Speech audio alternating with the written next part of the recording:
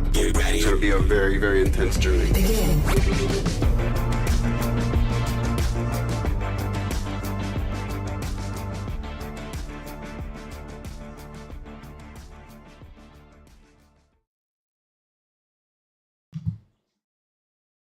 We're live. We're live. Hello, Internet. Welcome to episode 153 of Frame Skip, a video game podcast where a bunch of older dudes who are struggling to find time manage to meet up once, ideally every 2 weeks. We're trying to do better about that. Life gets in the way. What can you do? I'm your host tonight. My name is George. I am joined by my favorite person on the podcast, I gotta be honest. Coach, how's it going? That's where you're, Austin, you're supposed to put in the cheer. The applause, Yeah. Anyways, he's looking. I'm doing good, actually. That's great. You sound great. You sound like you're in good spirits. There we go. Oh, hey. So I got a fun story to tell. Okay. Yeah. All right. So Sunday, Cowboys aren't playing, right? Because they won two of on the worst Thursday. teams in the NFL played last Sunday, and that would be my Cowboys and the Giants. So Sundays, I do a ruck march, right? So we're at 5 miles. So I'll do 5 miles in about an hour and 40, 45 minutes, depending on how fast we want to walk. So we do that probably about 7 in the morning. And then I went back to the room, relaxed, made some oatmeal. And then probably like during the beginning of the second round of games, I went and worked out. So in our PT test, one of the events is deadlifts. It's a hex bar. So you stand in the middle of it, and then you have to do 3 deadlifts at a certain weight. So it's been 3 weeks since I took the test. My body's kind of rested. I'm like, okay, let me slowly get back into it. So my next PT test, I can do better. But this time, so at every set, I just would do 4. And at the top, at that 4th one, I would do shoulder shrugs with it, right? So I get home, I can feel my body kind of hurting. It's that good hurt, right? Mm. And I take a shower, and I'm laying in bed, and I'm like, you know what? I got Hulu Live, so I get Miami, so I get the local Miami channel. So I'm just watching football, and I'm laying on my left side on the bed. And that was Sunday. So yesterday I woke up, and my entire clavicle area and the top here is just like intense pain. Freaking intense pain. Yeah. So that's kind of like what's going on right now. But I will say this. I spoke to the highest ranking person, civilian here, the chief of staff, right? I was like, you spoke to General Norman Schwarzkopf? You talked to right. them? Yeah. And there's still a chance that I can extend here for another 9 months. Even though you broke yourself, even though you broke your body doing shoulder shrugs. They don't know that, though. Okay. Yeah, they don't know that. Thank God he didn't say it publicly on a podcast. Yeah, I know, how do you right? know they don't listen to Frame Skip? I know. Yeah. There are literally dozens of listeners out there, and not everyone is someone we're related to. And I bet several of them are with Coach right now. High-ranking military officials. Wouldn't surprise me if the president of the United States listened to our podcast. It would surprise me. I don't. I'm a libtard cuck, and like I don't trust Joe Biden to work a phone. The amount of times I have to help my dad, who is somehow younger than Joe Biden, with technology, I'm like, yeah, I don't think Joe's got it. George, actually, you're right. It's past 8 o'clock, so I think we're in the clear. Yeah, already had a mug of warm milk. That other voice you hear is our other co-host tonight, Austin. How's it going? You've had yourself a bit of a week, sir. Yeah, it's been a heck of a few weeks, frankly, but yeah, just a lot going on at work. We had the Hurricane Helene hit the southeast, and thankfully where I'm at in the Atlanta area was for the most part spare. There were some flooding issues here and there, but nothing too major. So worked my butt off on Friday covering that. Sounds like North Carolina is the one that got like super fucked. Yeah, Asheville got like obliterated. Yeah, Yeah. So, and Asheville's a beautiful, beautiful town, beautiful city. So it's horrible seeing the photos coming out of that place. But, and some areas in South Georgia too got hit. Valdosta, which is like way southwest Georgia, right near the Florida border, got slammed. But thankfully we were all good up here. So, but it's been a busy few weeks. What's up? Okay. So, I mean, you saw the videos of just the current of the right taking houses away. Is that because it hit the top of the mountain and it just came crashing down? You know, I'm not positive. I need to look into that more, but that would be my guess, because I know that happens when there's a massive storm on a mountain. That surge like comes down the mountain and kind of collects in areas like that. So if I had to guess, it's that. But honestly, I don't know for sure. But it's terrible. Why aren't you a meteorologist too, Austin? Well, we have one, so I don't need to be one. Are they watching the Doppler podcast? radar. Can they answer the question for us? I could ask. You should share this. You should share this with your coworkers. I bet they'd love it. Yeah, I'm sure. I'm sure they would. My friend Coach had a question. So, but no, you think his name is Kyle, but it's not. Coach Kyle. Oh, I forgot about that. Yeah, that was a frame skip lore moment. So, the David moment. I'm glad I could be a part of it. Good time. I always feel like I'm the newest member. I know, which is weird to say, because I feel like I've been on for like 70 episodes at this point. You've been on, George, since... I'll have to go find that episode. I don't know when you started, but it was like within the first 6 months of us starting the show.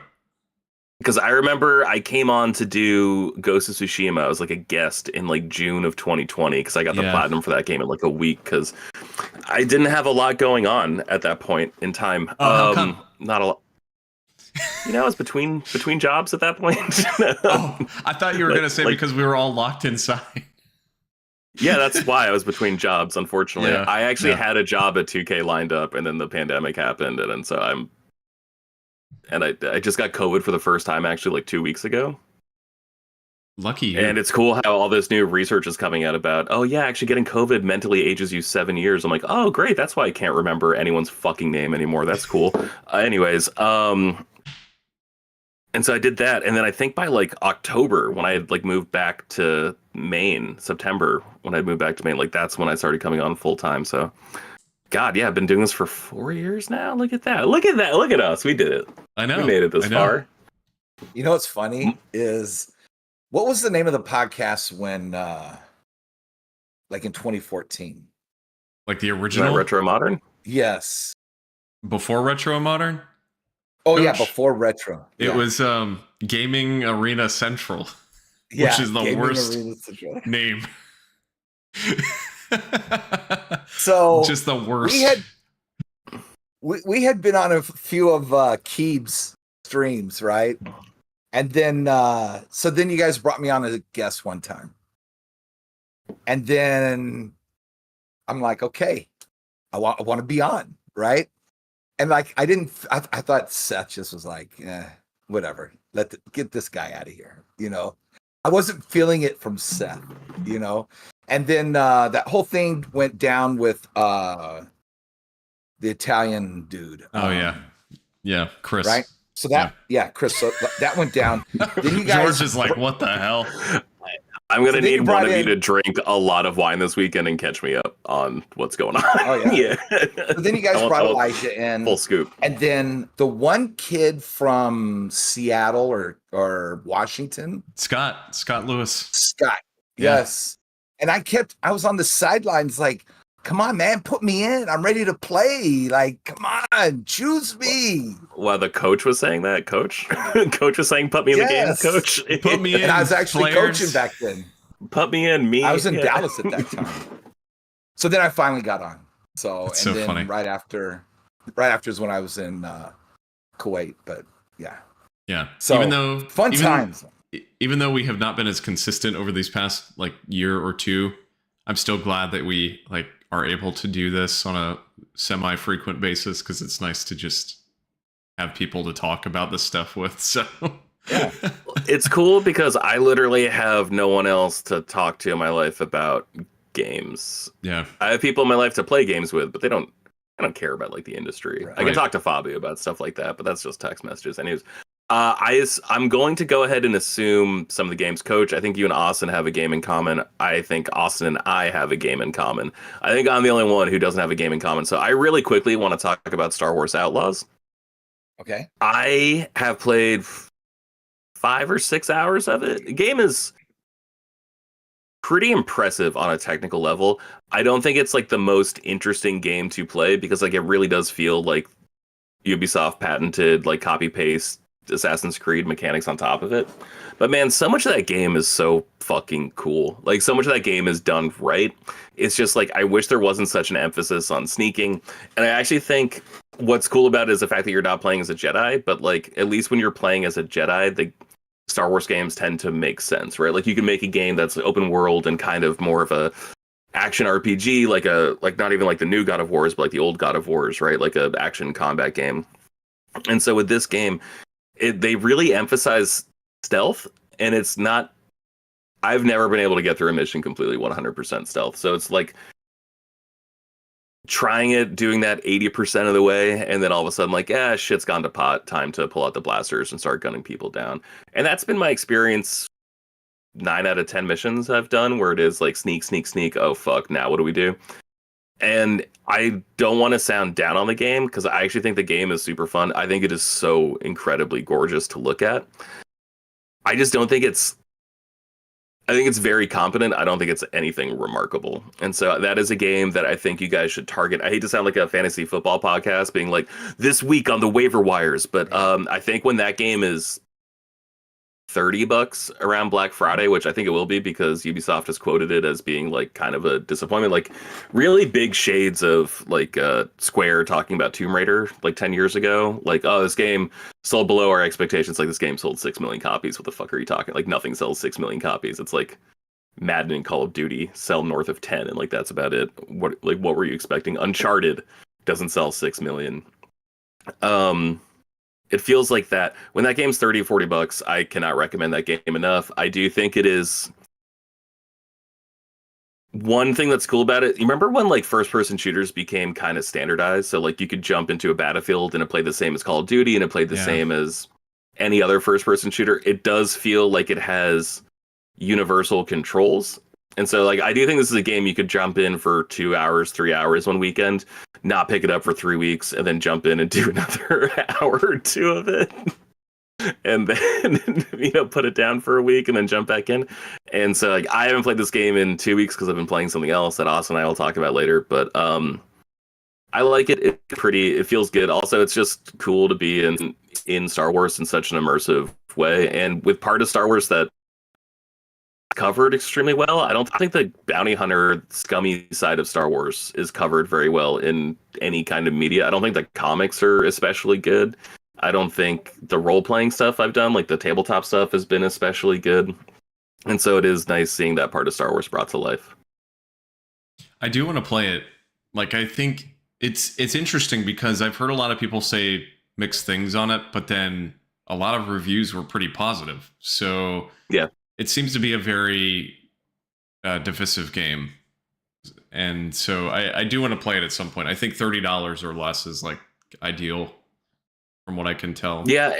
And I hate to say that, like, because this is a game thousands of people worked on for years, and it's just like, yeah, it's worth $30. It's like, motherfucker, this game is worth like $300 when you think about like all the man hours and time put into it. I'm like, yeah, you're probably right, but also like, I don't want to pay that much for that game. So like, I don't regret buying it, but like, it would have been if I got this game for $40. I would have feel like I got it at a steal, Do you think it's divisive because it's from Ubisoft? Because from what I've seen, there's nothing in there. Like character models look fine, and it actually looks good. Like it looks like like the resolution and everything looks really solid, right? Yeah. But do you think it because it's Ubisoft and it came in at the high price points, $130 for getting it 2 or 3 days early or something like that, along with a couple skins? You think maybe that's why it was divisive? Like gamers are just kind of tired of I don't think that's scummy. I think that's like taking advantage of people that kind of want to be taken advantage of. Like we're going to talk about the PlayStation 5 Pro, I assume at some point. And like I don't think that's scummy. I think that is like a very specific price for a very specific audience, and I feel like allowing 2 days or 3 days early access, whatever it was, at that high price point, I'm like, yeah, it's cool. Like I don't want to do that. I want to pay half that and play it on a Friday. Like that sounds cool to me. Mhm. I think you're onto something with the Ubisoft part though, where like I'm still fucking knee deep in that goddamn Far Cry 6 bet. I have like 2 more missions to do. I just have to do them each like 5 times to complete Far Cry 6 and delete that shit off my hard drive forever and never think about it again. It's just like so much of the structure is Assassin's Creed. So much of the structure is Far Cry. So much of the structure just kind of feels copy paste. And like, I feel bad because on a business front, the fact that you can be so efficient that like you have game mechanics down to a science that like it applies to so many different genres, that it applies to so many different worlds, like that's really impressive that you figured out a story beat structure, a game structure, a mechanic structure that could apply to something taking place in feudal Japan, in ancient Egypt, and in a galaxy far, far away. Like that is on hand impressive. It's just kind of fucking boring when you've already played those other games, you know?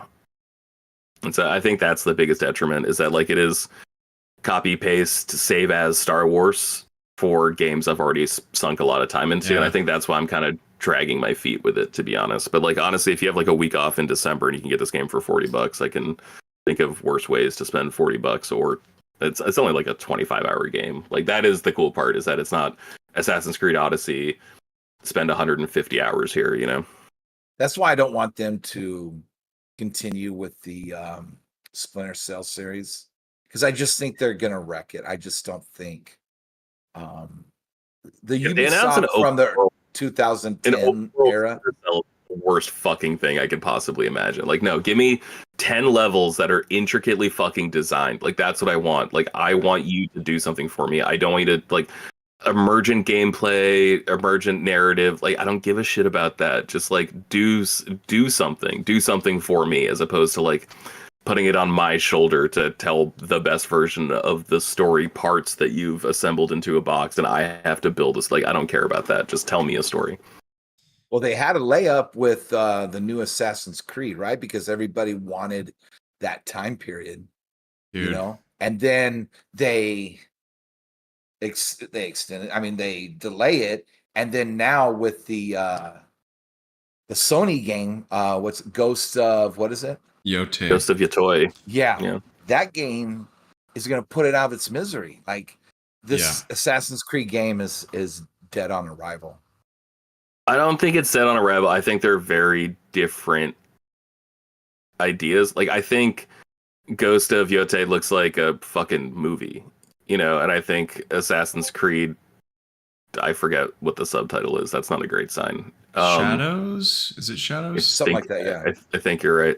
Like, that just looks more like a world to jump into, and I'm much more interested in the movie version of that. Like, I'm much more interested in Yote, just based on Tsushima.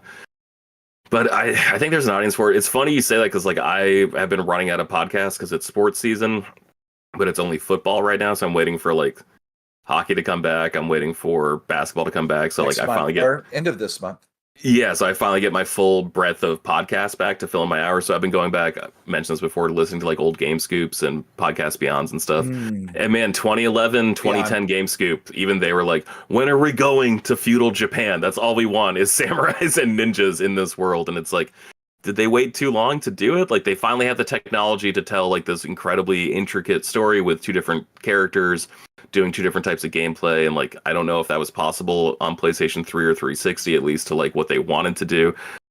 But also, did they wait too long, and did the ship leave the harbor already? I don't.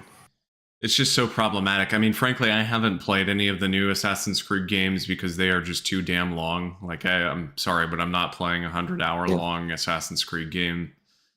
But Valhalla. I'm sure Shadows will still do well because people still care about that franchise, and I have heard the new games are good, and everybody has waited for this. But at the same time, at least in my opinion, Tsushima came out, and it's the best Assassin's Creed game ever made. So Yeah. I mean, it's just a better game in every way, in my opinion. So, which is funny too, because like thinking back on Tsushima, like I thought that kind of felt like a PlayStation 2 game. Like a lot of it felt kind of like clunky, but like in a good way, in like a charming, endearing way. Definitely. It was just very pretty, and so like it felt like they were tapping into like what made games fun 15 years ago. And made it feel like a game. And like to your point, like Assassin's Creed Valhalla is incredibly long. Assassin's Creed Odyssey is incredibly long. Mirage did come out last year, and that is like a 25-hour Assassin's Creed game. And even what is it? Origins, the ancient Egypt one. That game came out a year or two before Odyssey, and like that one was like 30 hours, 35 hours. It's really just the last two where they're like, what if we build every mechanic into this? It's like, what if you fucking save some of these mechanics for a different game, actually? And like the raiding stuff in Valhalla was cool. Like you were taking over England, but it was fundamentally the same thing as taking over different like city states in Odyssey.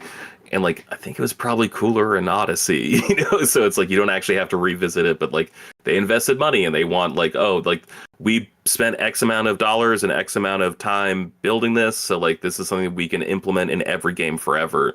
So that's like by putting it in the next 3 games, it actually made it cheaper the first time they did it. And so like that I think is a justification. But again, it just doesn't make it that particularly interesting. I haven't come across any mechanic like that in Star Wars Outlaws yet. Like I said, I'm only 5 or 6 hours, and I spend most of my time just like exploring and like walking through markets and shit. That game is gorgeous. I've talked too much about this game. You two are playing a game that is related to Star Wars, which is why I want to start with me. It's called a smooth transition in the biz. You guys are both playing through Jedi Survivor. Mm-hmm. That's right. And you're playing on PS5, Austin, and Coach, you're playing on Series S. The Series S. Talk to me really quick before you two get into discussion. I'm going to shut up, but before we get there, what's it like playing on the Series S, Coach? Okay, so remember when Fallen Order came out, and it came out for the PS4, and then when they did the upgrade for PS4 and the One X, how it played much better. So it's kind of like playing it on the PS4 or the Xbox One, right? It's pretty much solid 30 frames per second. So it's set at I haven't had any frame drops. There's a lot of drop-ins, like things that will pop-ins. But nothing has taken away the experience. Now, while I'm playing, I keep saying to myself, whenever I get home, I can't wait to play this on the PS5. So yeah, and you're gonna play it again. Well, yeah, because I'll definitely get the platinum because I got the platinum for Fallen Order. It's such a fucking. It's a long platinum, man. It's like a 60-hour platinum. Yeah. Okay. And I had to use a guide, and I told myself I'd never do that again because like it was a waste. So I'm practicing now. So when I play it for real, I'll know where, you know. And once you go through Jedi you're writing Fallen your own Order, guide, yeah. Right. Once you go through Jedi Fallen Order, you see where they put all of their hidden stuff. So it's easy for me to find. You go behind the stairwell underneath, and there's something, you know, there's an echo or something like that, you know. So awesome. You put off playing it. You put off playing it because you were not happy with it performance-wise on PS5 last year when it came out. Yeah, I bought it at launch. I pre-ordered it and played it. And this was like going into me going to Disney and like being there for May 4th. So I was like in such a Star Wars mood. And I booted it up right before I left. And I just couldn't. I could not do it. It was the 30 frames per second mode was fine, but I really just wanted that 60 frames mode because I think here's what I've nailed down the issue to. I had just finished Jedi Fallen Order like a month prior to this coming out, and I played it on PS5, and so the game was like flawless 60 frames, that version of Fallen Order. And so to jump from that to Survivor, which at launch ran, if you played in the performance mode, just terribly. But also, George, this was interesting. I was rewatching some Digital Foundry videos the other day. It ran at a lower resolution than Jedi Fallen Order did. it was running at like 800p or something. And thinking back on it, I remember that now, playing in the 60 frames mode where it was really blurry. But they patched it like, it's almost been a year now. They patched it last December or January of this year, where the game is like a solid 60 frames now. They basically removed the ray tracing from the performance mode so that it could actually hit a standard 60 frames or solid 60 frames, which is so smart. That it could actually so that it could actually perform. Yeah. Yeah. Frankly, I really don't care about ray tracing. It's never really added anything to a game to me. Like, I've never really noticed a huge difference, so I really don't care. I'd much rather have that 60 frames. And so it's solid now, and with that patch, they increased the resolution significantly. So it is significantly less blurry than it was at launch, which I actually did not know until I was watching that video the other day. But yeah, I'm happy with it. Like, I'm glad that I waited.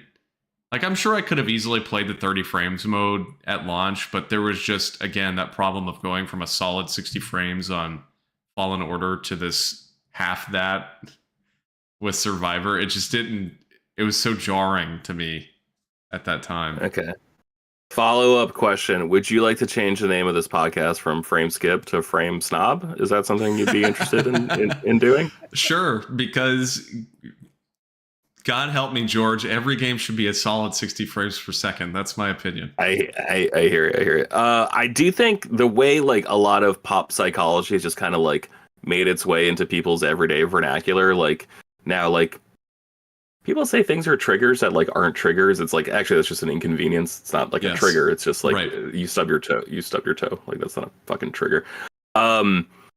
I feel like pop technology has also kind of made its way into people's vernacular to the point where it's like they hear ray tracing and they think everything should have ray tracing. It's like, it's not really how it works. It's not really like that. It's like kind of like expensive hardware can handle ray tracing, and like you can buy your PlayStation for $500, $449, whatever it is now, or you can get a rig that has ray tracing, but you can't do both. You know,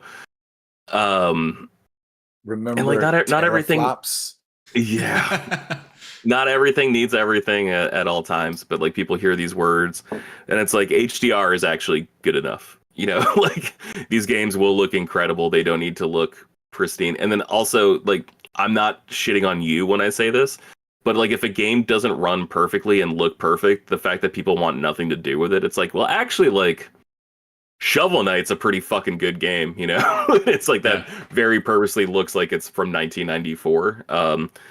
I don't know. I feel like people are, again, I'm not saying you because you are not the person who like caused this, but like, what if everyone just fucking calmed down about their expectations and just enjoyed a nice video game that people made? I don't I understand what you're saying, and I don't disagree. I think it's frustrating to me. Like, I wish that, and this is not just a Jedi Survivor problem. I wish that every game could have just, whether it's a 30 or 60 frame rate, like I wish it was solid, like every single game. I wish that was standard. That new Zelda game came out, and I do want to play it after I finish Survivor. Although stupid me, just grabbed Nier Automata, the Game of the Year edition, on sale on PSN for like $12 because I still have yet to play that game, and so I may do that next because I've been waiting so long to play that. But anyway, to go back to Zelda, at some point I will play the new Zelda game this fall, this winter maybe. But dude, it's got the same issue where you're walking around town and it's a rough 30 frames per second, and then when you're in dungeons, it's like a somewhat okay 60 frames. But I'm like, just set it to 30. If it's I don't want both. We need a Switch 2. A game's going to be Game of the Year on Switch 2. And people think that that's what's going to happen. You're going to take your Breath of the Wild and you're going to pop it in the Switch 2, and there's going to be no more issues. That's not how it works. Yeah. That's not how it works. It's not a PC. Those games are meant specifically for that hardware. And so you can't just translate that way. Unless the game has an uncapped frame rate, which Breath of the Wild does not. Tears of the Kingdom does not. Well, can I get that with a patch? It could. Oh, sure. It could. That's what a lot of PS4 games did when PS5 came out, Ghost of Tsushima. Because if you recall, a lot of them didn't have PS5 versions. What they did for the first year or so, they would patch the PS4 version of the game and uncap the frame rate. And so that's how I played Tsushima. I didn't play it on my PS4, and the PS5 version had not come out yet. And Sony released this patch for Tsushima that literally just unlocked the frame rate for PS5 and let it run at 60 frames. So that is a possibility, but the devs would have to go in there and release those updates. I'm not the most technical person. I think we've established this pretty comfortably on this show. Like I said, I've been here for like 70-ish episodes or so, maybe more. No one can count. Why is it understood that the Switch is more powerful when it's docked as opposed to when it's handheld? Is it because it's not like running? Because like both are running to screens, but one isn't an onboard screen. Is it like literally just the onboard screen that's taking up more CPU? No. So what it is, there's a couple things that they have to consider. So when it's portable, you've got to consider battery life, but also the temperature of the device while it's running off of the battery and operating in that way. Versus docked, where it's charging at all times. You're not worried about battery life, and you've got more of like the ability to ramp up the cooling because it's just sitting there passively. You're not really like moving it around in the sun and whatnot. So what they actually do when it's portable is they underclock the GPU and the CPU. So it's actually running at a slightly slower speed portable than it is docked. And the reason for that is so that the battery lasts longer and so that it's not running quite as hot. Okay. So when it's docked, they don't worry about that quite as much and they let it run at its full speed. Cool. And this is a dumb question, and ultimately it doesn't matter because like making assumptions about the Switch 2. Yeah.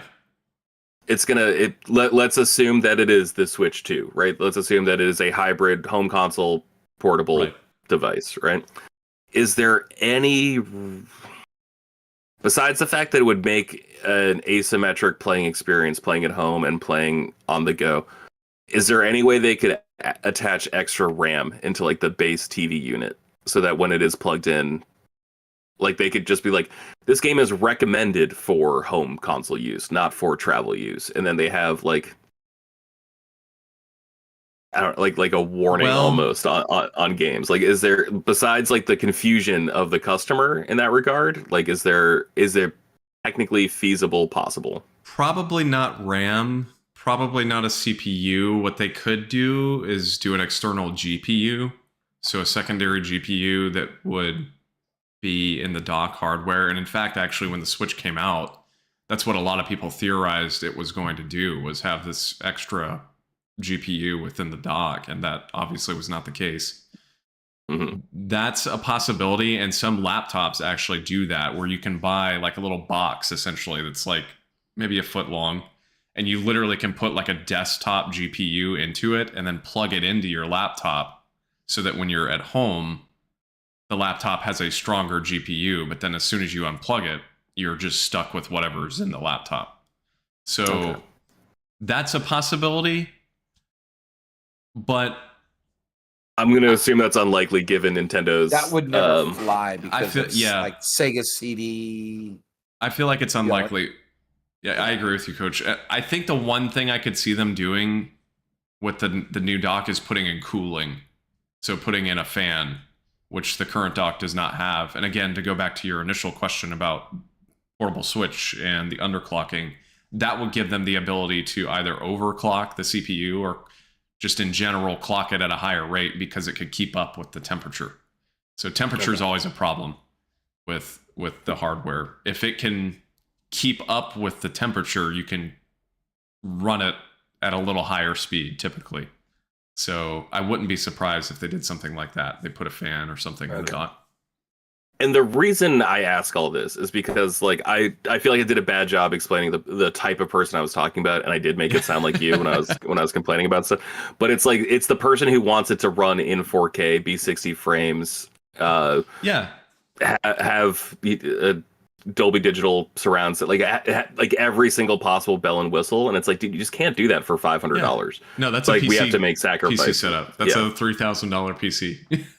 Yeah, and it's also like, there's like Nintendo shit is underpowered since the GameCube. Every device they've made has been underpowered compared to like the standard console, whatever.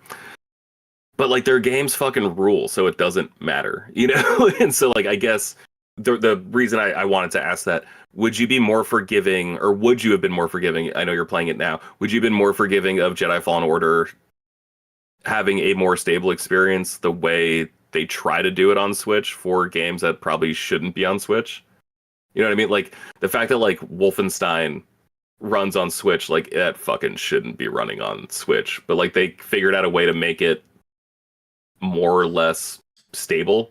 And like stability is the thing you care most about, right? I think I understand what you're saying. So not necessarily that it would be on Switch, but just on PS5 or whatever, that they had built it with the hardware in mind, essentially. Is that what you're saying? Yeah. As opposed to like reaching too far beyond their grasp. Yeah. You know? No, absolutely. Absolutely. I think that's the thing that I love the most about Nintendo is they're not in this PC space where they have to worry about, you know, of course the joke back in the day was Crysis when that came out. Like the graphics in that game were 5 to 10 years ahead of what consoles were capable of. And so that's what we're seeing a lot of now is like these PC games that come out and really want to push PC hardware, but then the consoles can't run them properly because all the devs are thinking about is like, how far can we push this on a $4,000 computer, which is not most people's experience. But I love Nintendo's method because they can get, you know, Mario Kart 8 Deluxe looking perfectly fine, in my opinion, running on the Switch at 60 frames solid.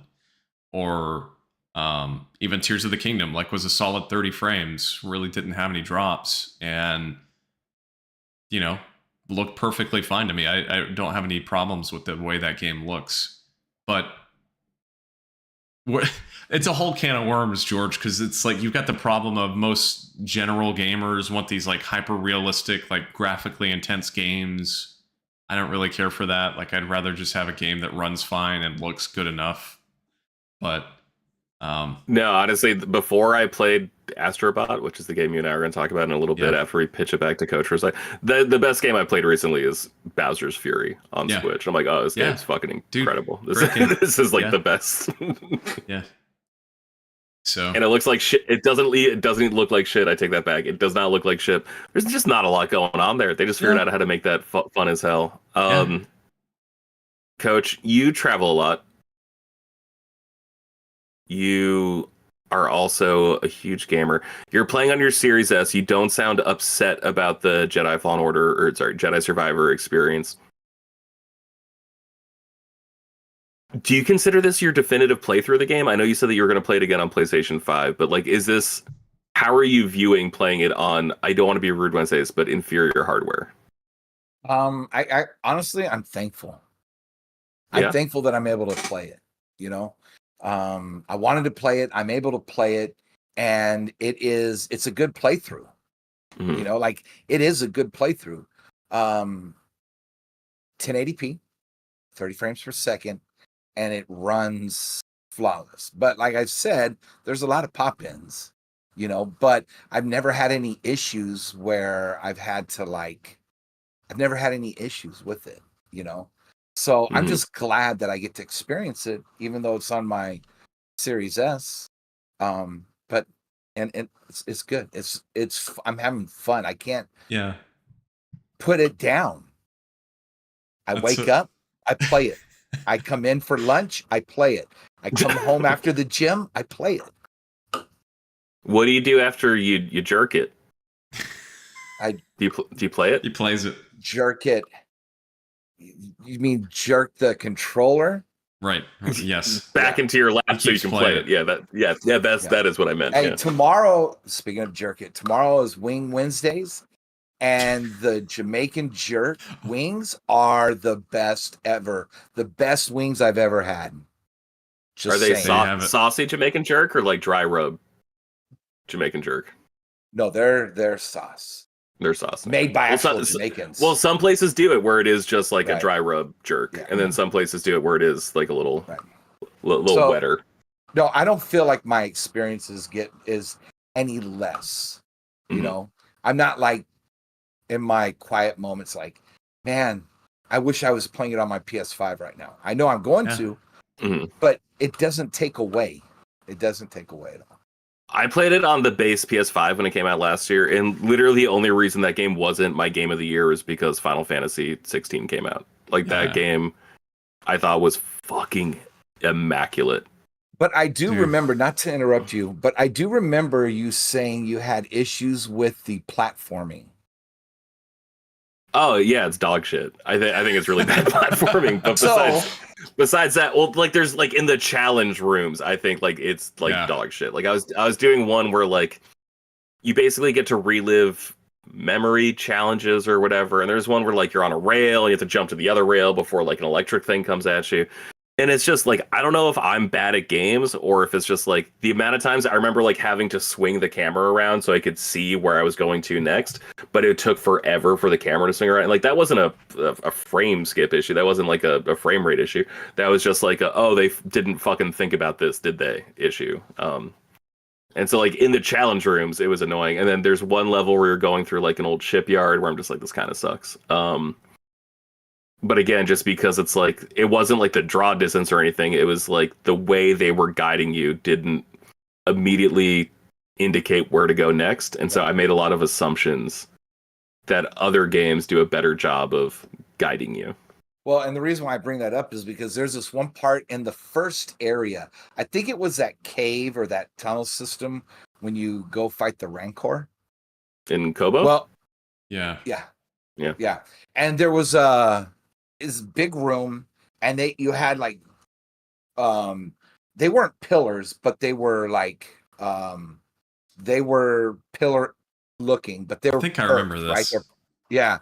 And so you could see the way that you have to go, but right in front of you is a big like door area where you could go. And I spent like 10 minutes trying to jump into that.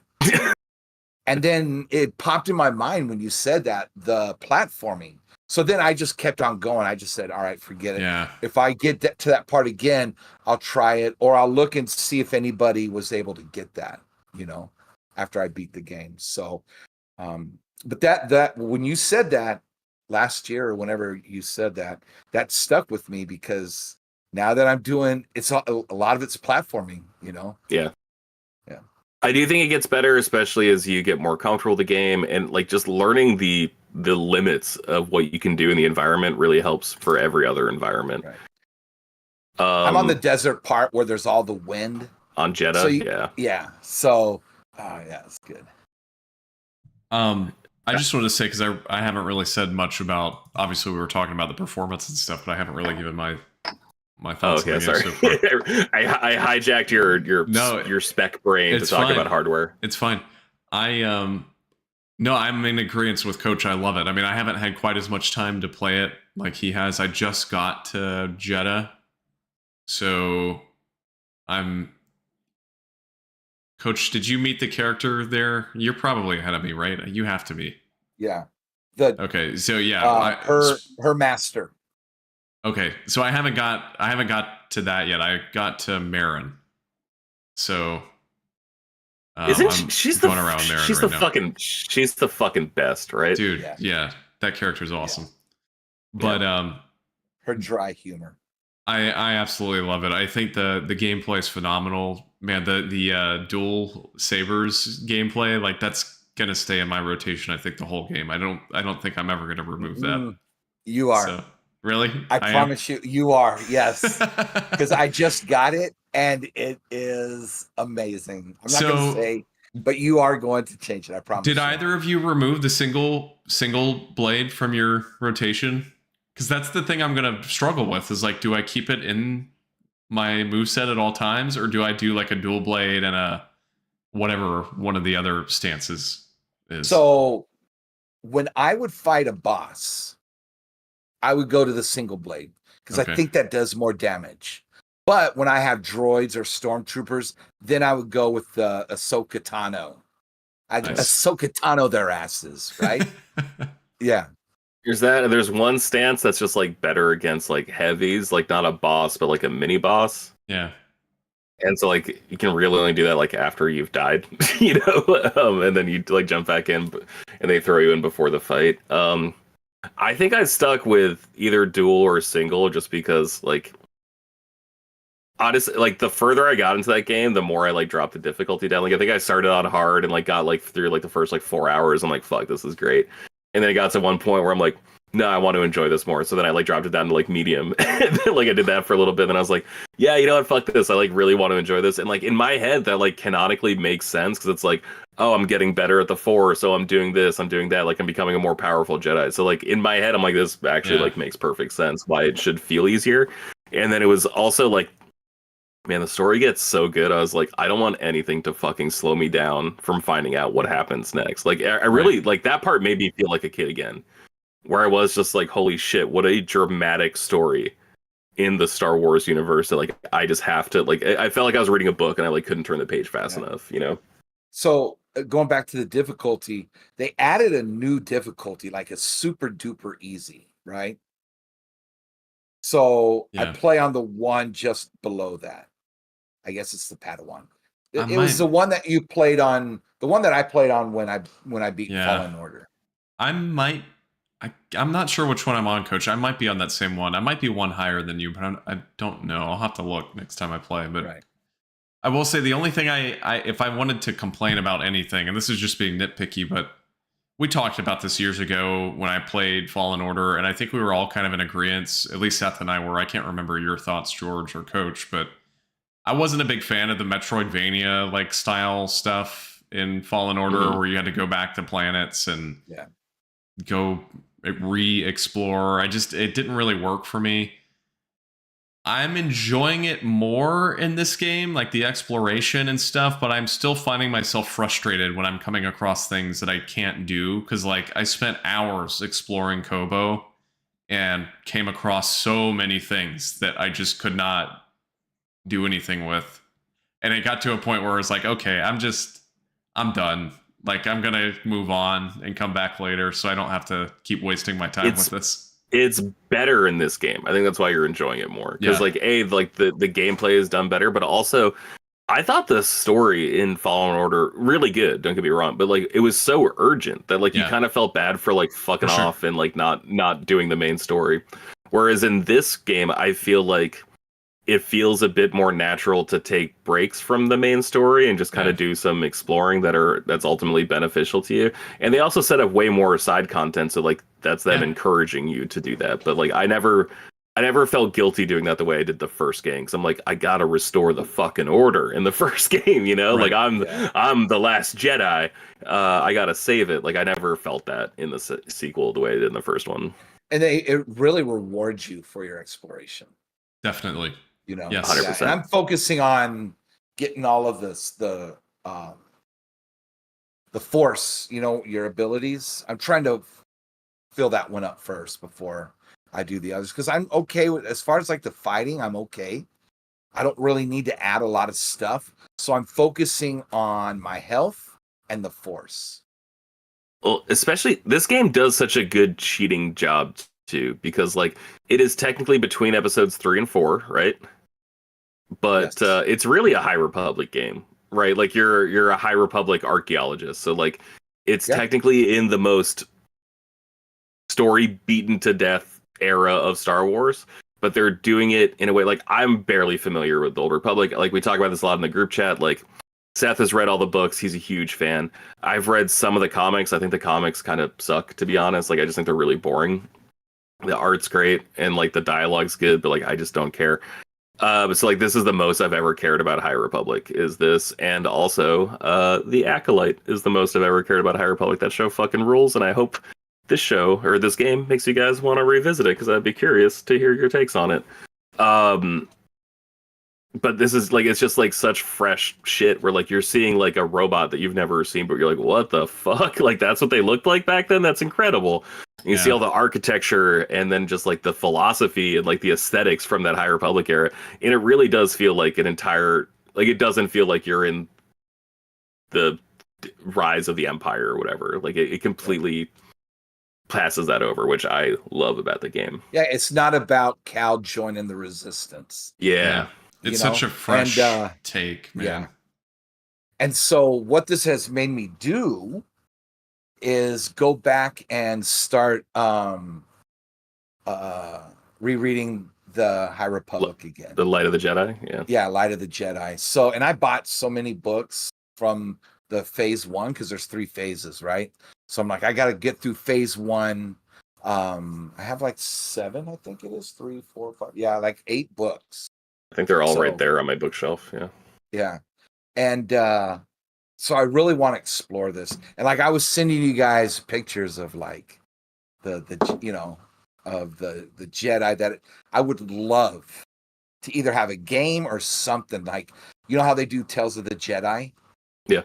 Do one on that dude. Great Storm. They should do more content, especially like we talk about, like I think they're rapid like sunsetting the High Republic era, which is kind of a bummer because like it was. I thought it was really enjoyable. I think I know we're kind of getting off beat, but they really, if they could use the assets from like Bad Batch, and really do a well-written story for the High Republic, I think that would be amazing. I think they would get more people on board, but yeah, that first book is so good. And the way that I'm doing it is I'm reading, but I also am listening to the audiobook. Mm-hmm. And it's like reading in HD because you hear the ships, you hear, you know, all the different stuff. So I'm reading in HD, man. It's like and the best all the way different voices. Yeah, and the guy does a really good job. I think it's the guy that does all the Star Wars. He voices all the books, so that's really cool. Yeah. We are getting a little long in the tooth. I think this episode's going to be a little bit more than we intended to be. Really quick, 5 minutes, Austin, and then we'll wrap up. Oh, you're fine. Fucking Astro Bot, man. Is this your game of the year so far? Oh, dude, absolutely. And I don't see how anything could surpass it, to be honest with you. You just got Zelda today, so like pump the brakes a little bit. That game could be special. I don't think it's Astro Bot, George. No. I don't think so. all right. Like Astro Bot's probably the best platformer I've ever played. I wouldn't go that far. I still think Galaxy is number 1. Yeah. And Galaxy 2 is 1B. I personally like Galaxy 1 more, but that's whatever. This game is fucking special. This game's great. I remember being pissed that it took 4 years since Astro Bot's Playroom. Yeah. Or Astro's Playroom to get this. And then like I started playing, I'm like, no, it's totally worth the wait. Like this game's incredible.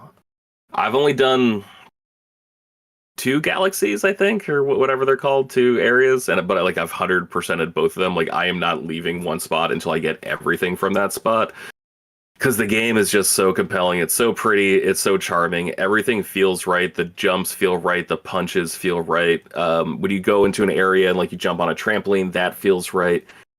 The amount of time it takes for an enemy to notice you and start chasing you, like that feels right. Like it sounds so dumb to say, but they just nailed every aspect of feeling in this game, and it's so goddamn good. Dude, it's freaking excellent. I got the platinum, and I mean, you have to do everything in the game to get it. So I got all the bots and did the final mission or final level, which a lot of people complained about. I'm curious to see what you think when you get to it, George, but a lot of people say it's extremely hard. I didn't really feel that way. I mean, I thought it was challenging, but for example, Elijah, who used to be a member of Frameskip here, I was messaging with him back and forth the other day, and he was saying that it like made him not like the game at the end. And he's not the first person I've heard say that. Like I've heard multiple people say that the final mission is so challenging that it's like damn near impossible. And I did not experience that. So, and neither did Andie. I watched her do it, and she was fine with it too. So I don't know. Are you talking like Crash Bandicoot Impossible? I mean, that's what some people make it out to be, but I really didn't feel like it was that hard. I didn't think it was anything worse than. Real quick aside. Have you guys ever had that where the end of a game soured the rest of the game for you? Oh. I've had one game do that. What one? Deathloop. BioShock Infinite. Ooh, that's a good one too. One, like the Lady Comstock fight was. Yeah. I thought like that was like the second to last boss fight. I was like, this is the fucking worst. Like this sucks. This is not fun. That's a good topic for next time we. Okay. Okay. Well, you're right. We'll save that. And then you said Deathloop, Austin. Yeah, and in fact, I talked about it on the show because I remember I adored that game. Like I love that game, and then the ending is so abrupt. Like the game just ends. It doesn't explain anything. It sucked. It pissed me off so much. but yeah, man. Point aside, just bouncing away from that final level conversation. I think the game's phenomenal. I don't know. It's just perfect in every way. Like there's nothing. I have no issues with the game at all. I should hate that game. Like I understand the PlayStation reverence for Astro's Playroom because that was like a free game included with the purchase of a PlayStation 5. Yeah. I really hate meta shit. Like I hate self-referential stuff. Like everything about this game is something I should hate because it really does feel like PlayStation is taking a fucking victory lap. Like it's the Astro Bots. They're in a spaceship that looks like a PlayStation 5 that crashes, and you have to put it back together, and you're collecting every PlayStation character from every significant release. And like, I don't know, that's not a spoiler. That's just like the general premise of the game. And like, man, I should hate that. That sounds so cheesy. That sounds so fucking postmodern. It makes me want to throw up. However, they do it in such a goddamn charming way that like I can't get mad at it. And in fact, I find it really endearing. Every Tuesday after this podcast ends, every Tuesday I play Helldivers with my buddies for like 3 hours. I'm going to lose so much sleep tonight because I have to play Astro Bot after that. So I'm excited when to conquer another galaxy, do those 4 or 5 levels and the hidden comet levels or whatever. You were talking about this before we started recording. Like, if you're going to copy anyone, copy Nintendo. They're really good at this. And this is like the best Nintendo cover song I've ever seen. And does a lot of things that like Nintendo hasn't thought of yet. And so like I'm with you. I think this game is truly special. I haven't played the Final Fantasy 16 DLC yet, so I'm trying to think like I think we should add like a new category to our Game of the Year awards. Just like favorite gaming experience. And like right now it might be like Helldivers when like everything goes right. Like that might be my favorite gaming experience of the year without that being my favorite game of the year. But like I don't know, man. Like just finally getting that missing bot that you couldn't figure out before. It's such a good feel. Like that might be my favorite. Or like whenever fucking Astro Bot goes ice skating, like that feels incredible. The game is just really good. I'm sorry for gushing so much and talking in circles about it, but it's incredible. It's a great game. Do you think it's something similar to how Nintendo fell upon Pikmin? Like it's a new IP and it just kind of formed itself into what it was. You think that's what Astro Bot will be for PlayStation? Like, I'm sure they didn't plan for it to be its mascot, but it's the mascot for PlayStation now. Oh, it totally killed Sackboy. Yeah. Sackboy, yeah. Sackboy's dead. R.I.P. Sackboy. Long live Astro Bot for sure. God, what would because like every other mascot for Sony's like really been like third-party stuff, right? Like Cloud was like the mascot for PlayStation, right? And like Spyro and Crash were the mascots of PlayStation, those 3. Yeah. And then PlayStation 2, I guess it was I feel like Ratchet Clank. Yeah. But Ratchet was the most dominant one. Yeah, and that wasn't owned by them at the time. And Sly Cooper wasn't like the IP was owned by it, but like the studio wasn't like internalized. And like really it was also like Titus and like Tommy Vercetti were like like those were the mascots for PlayStation 2. And then PlayStation 3 like it was Sackboy and Nathan Drake and Nathan Drake, right? Yeah. And this is easily the best game PlayStation has put out this generation, I think. I agree. Until we get Mag 2 anyway. Or Ghost of Yote maybe, we'll see. But that game's 2025. Yeah, next year. Do they have a date, or is it just the year? Just the year. I would assume it's probably next fall. Okay. If I had to guess. No, first one was summer. Yeah. Right, that was like a June release for Tsushima, May release. Did you guys platinum it? It did, yeah. I never did. I want to go back and do it. And I need to play the PS5 I heard it's expansion. pretty easy. It is an extremely straightforward platinum, yeah. So, but yeah, man. Much like Star Wars, you like change your fighting stances, coach. You know, you have to you have different techniques that are more effective against other enemies. Well, I'll tell you this. If there is a PS5 version, so right. And I do have it, but if I do extend, which I'll find out soon because I got to start doing all the paperwork, then I'm definitely going to try and get a PS5 Pro because now that there's more soldiers here, like I've noticed, because for the longest time when I first got here, they had ton of Series S's and Series X's, but just one or two PS5s. But now they have the regular PS5, the Slim, so I'm thinking, okay, next month when the Pro comes out, if I'm here, then I'll probably pick it up. Yeah. That's Tsushima will be that first game that I play. I'm not trying to compare what you're going through to what what I went through. But man, it's like freshman year of college, like everyone had 360s and there was like one rich dude who had a PS3, because it was still like $500, $600, and like I think 360 had dropped to like $299 by then. And so like everyone was playing Halo 3, and this one guy's like, yeah, I just got Tiger Woods for PS3. It's pretty cool. It's like, oh, sick. All right. And Lair. Man. And had to use. Yeah, I was just going to say quickly, I'm curious to see what they do with Astro Bot next, because to Coach's point, I mean, he's clearly their mascot right now. But my question is, like, how do you innovate? Like, where do you go? I don't know. Aside from making new levels, I think at some point the kind of shininess of, going through and collecting these bots will wear off because they only have so many they can use. So it'll be interesting to see what they do moving forward with the series. Super Astrobot RPG. Yeah, there you go. Well, they also, I mean, this was originally like a PlayStation VR game. Yeah. And I never played that one. Did you play that game, George? I played a little bit of it. It was kind of hard.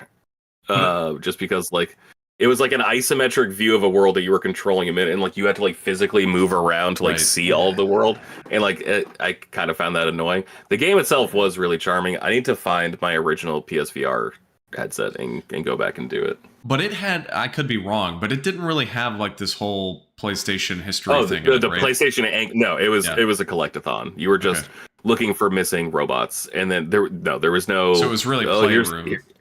Here's the Cloud Strife Astro. Like there's none of that shit in it. Interesting.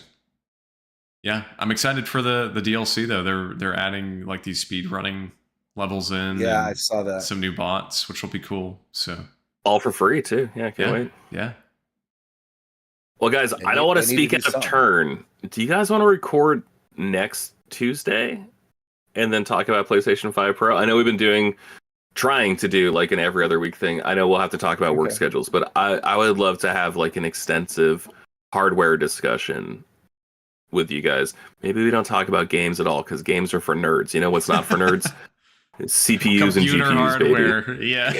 Let's watch talk about the cool shit. Let's power supplies. The SSD. Yeah, the SSD's gonna play your games. We're basically the gearheads of gaming, if that's what we talk about. Like no one thinks car guys are lame. Yeah. So like I'm down with that. That'd be a good topic. George, topic. Oh, I was going to say, this may not have hit you the way it did Coach and I, but Coach, do you remember when SSDs came out and it was like magic? Like SSDs, how could this exist? Your computer boots up in 2 seconds instead of 5 minutes. I remember the first laptop I got with an SSD. I was like, why is this so expensive? And I turned out, I was like, oh, that's why. Like, this is sick. But then laptops would have 2 HDs. Remember, you'd have the SSD and then also the regular, like the Western Digital Black or whatever like that, right? So you would put like that one game on there, that you want to run fast. Civ 5, baby. Load Yeah. fast. Yeah. Civ 5 had to be. I was a math guy. Yeah. Also, pretty soon we could talk about Black Friday coming up right around the corner. Oh, fuck. Yeah, okay. I have an idea for that I want to talk about off the air. But I am very excited to bring that up. In fact, let's end the episode right now so we can start planning our Black Friday episode. Love you, Coach. Love you, Austin. Follow the show at frameskippod on Twitter if people still do that. You don't even have to say it. You don't even have to say it. Oh, it's all linked? Well, I've got the thing that plays at the end that people. Oh, you're gonna. Okay, that's sick. Play the thing. Thanks for listening to this episode of Frameskip. Don't forget you can find the show on social media at frameskippod. That's on Facebook, Twitter, and Instagram. You can also follow us each individually on Twitter. George is at Shortbox Summary, Seth is at Seth the 90s Kid, and I, Austin Eller, am at Austin J. Eller on Twitter. If you've got a question, comment, or topic you'd like to hear discussed on the next episode of Frameskip, you can do so by submitting it to us on social media. Email us at frameskippodcast@gmail.com or visit bit.ly/frameskipq. That's bit.ly/frameskipq. The show is typically live on YouTube every week, either on Tuesday or Wednesday. You can find our YouTube channel at bit.ly/frameskiplive. Don't forget to subscribe and be notified when we do go live, typically at about 8 p.m. Eastern Time. Thanks for listening. We'll catch you next time.